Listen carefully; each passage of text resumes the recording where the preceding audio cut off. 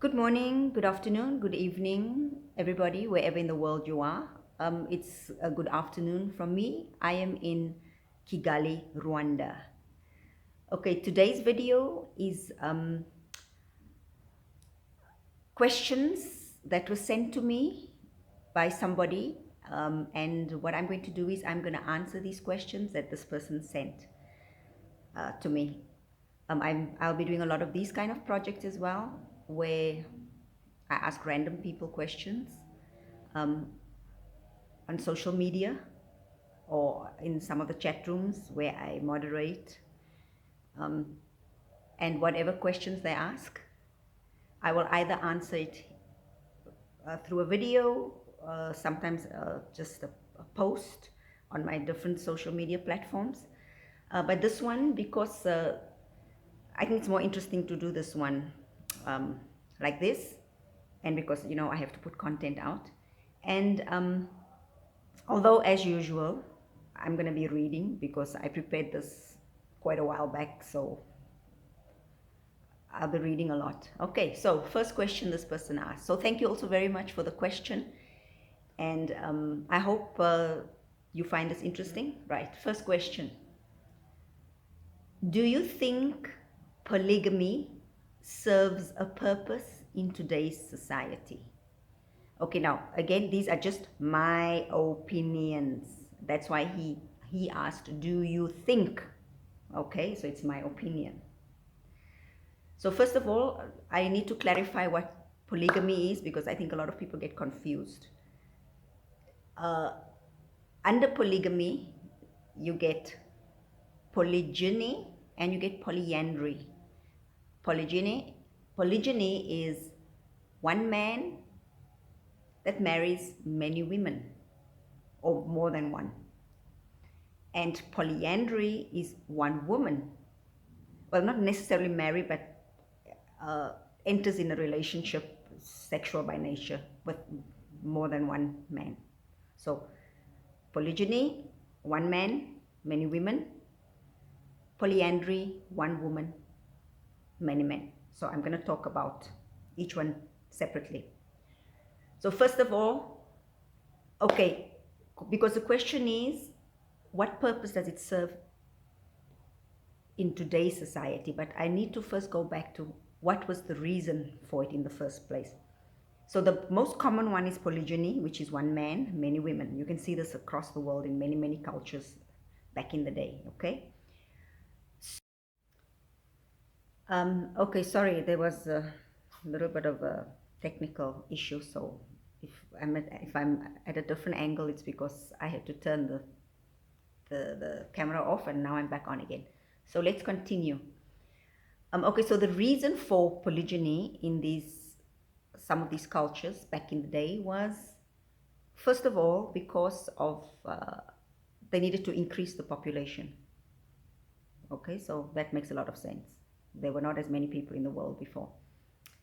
Also, because in those days, men fought battles all the time. It was really a case of survival of the fittest. And so, of course, a lot of men died, which left a lot of women widowed and widowed with children. So these women, because they didn't work, it's not like today, so they needed a man to take care of them. So it made sense for them to marry, for a man to take responsibility for more than one woman, and also for her children. Okay, so that's another reason. The other reason was also to ensure that all offspring belongs to the same father. Okay, again, it makes sense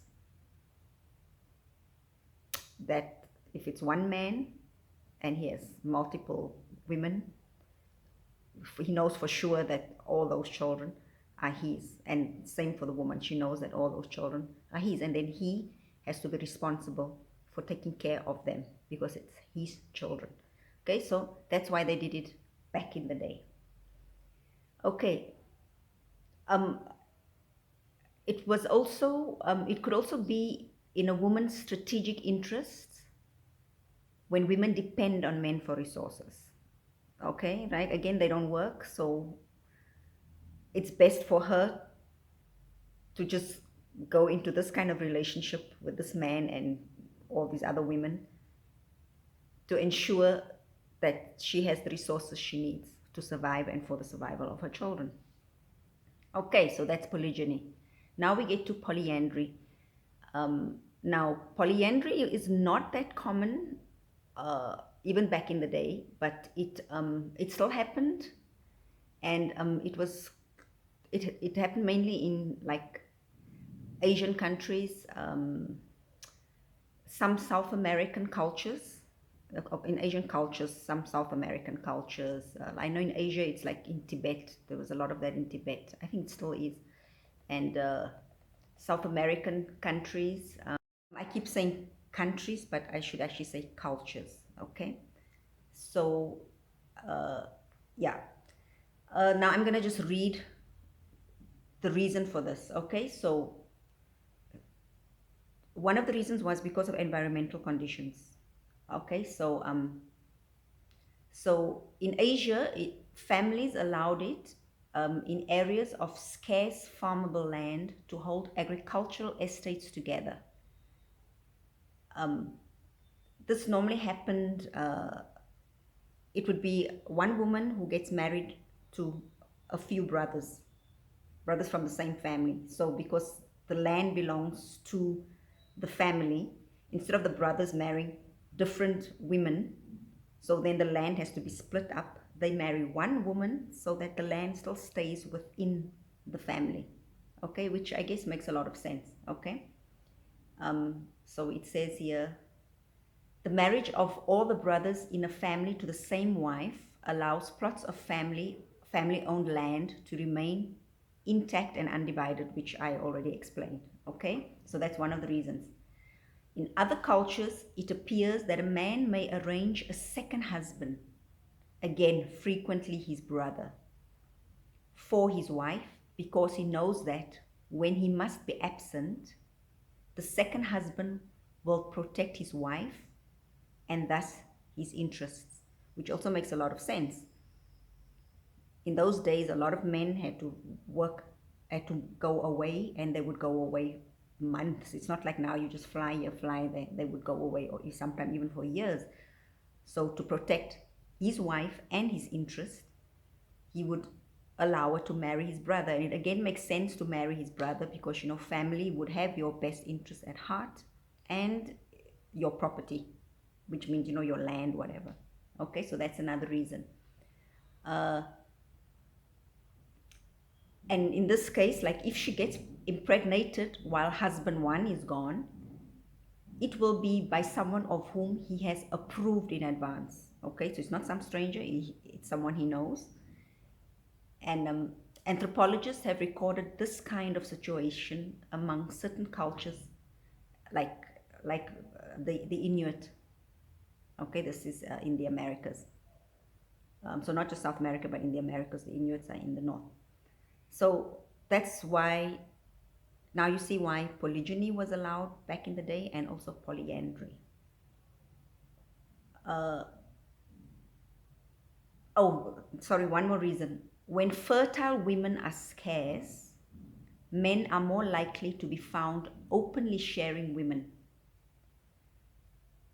Okay, so this also made sense because maybe, I don't know, things happened, there was some disease or something, so there's not enough women around, or they are so isolated, and maybe there's only 3 families, so to avoid incest, they have to share one woman.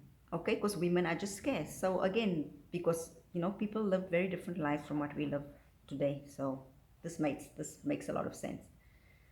Okay, so but I will link some of the information below in the video. So his second question regarding this practice of polygamy, which is polygyny and polyandry, okay? Is it inherently misogynistic? Now, I say no, based on what happened in the past, I say it's not misogynistic, it was survival. And it's a simple case of biology and genealogy, okay? Because you keep the genes within the family, like the father, so it's the same genes. And in the case of when it's one man with many women, then it's the same, because it's the same father. Even with a woman, because if it's all brothers, it's still that same gene, so the genealogy, it's about that. And then also because of biology, in the case of polygyny, because it's the same father for every child. So that's okay. So I don't think in those days that it was misogynistic. It was just survival of the fittest as well, not even just survival of the species and survival in general, okay? Right. His next question is, what is the purpose, what do I think the purpose of it is today? Oh, no, it's not his question. Oh, is it? Yeah, okay. Yeah, in his question, sorry, I'm all over the place. In his question, he did say, does it serve a purpose in today's society? So today, let me think. So what would be the purpose for people engaging in this kind of relationships? Okay. Well, first of all, let's get this straight. We start with polygyny. Okay, so in today's, the way we view sex today, it is not to populate for all the reasons above. Now it's mainly recreational. Okay, that would be one of the main reasons. It's recreational, and because thanks to birth control, it's recreational. So what is the purpose? There really isn't a purpose to do this, because the world is already overpopulated. So there's no need to make more children, or so if you're having sex, it's definitely just going to be recreational, because we don't need more people. And women are emancipated and educated today, they're independent, so they don't have to depend on a man for survival. So there's no purpose for polygyny, for one man to be with many women at the same time, unless it's consensual, and it would obviously just be for recreational purposes. Okay, right. Then polyandry, again, nowadays, because sex is recreational, again, thanks to birth control. And because of that, a woman can decide whether she wants to get pregnant or not get pregnant. So there's no survival of the species involved there. And also she can control who she wants to have a child with. So because of this, it frees women from pregnancy and monogamy. Birth control, that's what it does. Frees women from pregnancy and monogamy, and it frees men from commitment and responsibility. So if you look at it, in today, anyone who wants to engage in this kind of relationship, it would just be it's self-serving, and it does nothing for society, because we don't need this kind of activity anymore. So I don't see that there's a purpose for it, okay? It's just self-serving. So that's that part of it. Then he asked, what are the pros in today's society for this kind of activity? Well, I would say in today's society, where everything is up for grabs and sex is like free for all, I guess the pro would be that it does beat infidelity, because at least it's out in the open, everybody knows what's going on, and it's consensual, so it definitely beats infidelity. That's the only pro I can think of. The cons would definitely be jealousy and competition.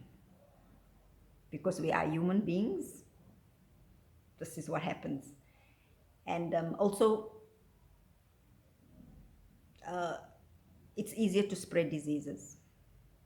Because, I mean, because then it's going to go around.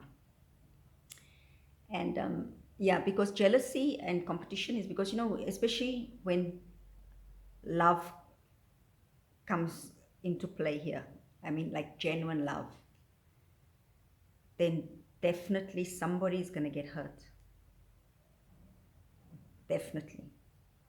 Because you cannot love everybody the same. And this has been proven. You can see the Ottoman Empire, where the sultans could have concubines. They had harems, but most of them still ended up falling in love with only one woman and then only staying with her. It has been proven throughout history. You can see that the Taj Mahal is the most perfect example of true love, because he had a wife, he had an arranged marriage, but when he fell in love with Mumtaz, Shah Jahan was the Sultan at that time. He fell in love with, what was he? I can't remember, the Raja, I don't know what he was. He fell in love with Mumtaz. He dedicated that entire Taj Mahal to her. You see, so when love comes into play, it becomes very complicated. And also, when you look at love, when love is unrequited or unreciprocated, it can lead to a lot of destruction. We've seen people getting killed because of third party, fourth party, fifth party interference. So that is definitely a con. Somebody is definitely going to get hurt. Okay, so that's what I've got to say about that. Okay, then he comes to the next question, which for me is very easy to answer. I'll even just read what I think about it. He asked, what are your feelings about the legalization of assisted suicide in some countries? So, I am pro-life. So obviously, I would be against the killing of any person, whether it's good in the intent, it's with good intention, or whether it's an accident or self-defense or in defense. Now, note well, please. If it's an accident, self-defense, in defense, it's understandable. Yes, but it is still wrong and you have to repent. Okay, that's the difference. So what I mean is, nobody has the right to kill anybody. And if you do, by accident, in self-defense, in defense of another, you still didn't have the right. You had the right to protect yourself. I understand that and everything, but you still have to repent, show remorse, because you took a person's life. We understand. Okay, so please get that right. Don't get all about it. So when it comes to assisted suicide, sorry, my battery's running out. Okay, so this is what I'm saying. I am okay with euthanasia in cases where it is not possible to sustain the life any longer, and it is expert medical advice to end this life. Because again, I'm not compassionate and everything, but I understand in certain situations when the life just cannot be sustained anymore, because the person is all hooked up to machines, and without that machines, a person cannot survive, and that person there is just no hope whatsoever. Then it is up to medical experts to decide whether that person's life has to be ended. Note well, expert medical advice. Not me, not you, not even the person. Okay, this is just where I am with this, because then it's just, I think it's just easier then to decide who lives and who dies. Other than that, I would say no to euthanasia, because a lot of people want to end their lives because of physical pain, but physical pain can be controlled by drugs. And when it comes to mental and emotional pain, it can be treated with therapy, hypnosis, through spirituality, religion. There are many ways to help with this pain. And if you notice, these countries who allow this, who have legalized euthanasia, are countries where people are very only for the individual. Everything is just about me, about me. They have no support, not much support from society and out, further other than themselves. So obviously they would have this kind of mindset. Whereas in our societies, because it's a communal kind of life, we look out for each other. So there's always support. You are not alone. And that's what we have to do when people are emotionally or mentally in pain. There has to be that support. We have to try to help this person want to live and want to preserve their life, because that is why we are a society. We're supposed to be there to help each other. We're not there to, oh, he's got a problem, I'm going away from him. No, we're supposed to stick together. So that is why I'm against this, because I can see it's only legalized in countries where everybody is for himself. Nobody cares about the next person. Okay?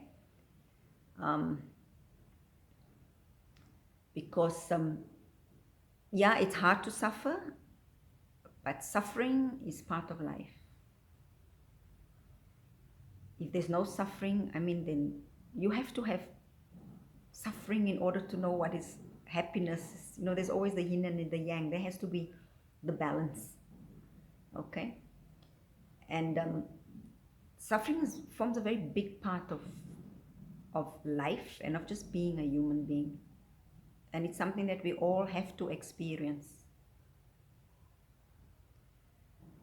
Okay, then I wrote here. Also, now this is a bit harsh. If your life is so unbearable, because this we also understand, that is why people commit suicide, because it's just so unbearable.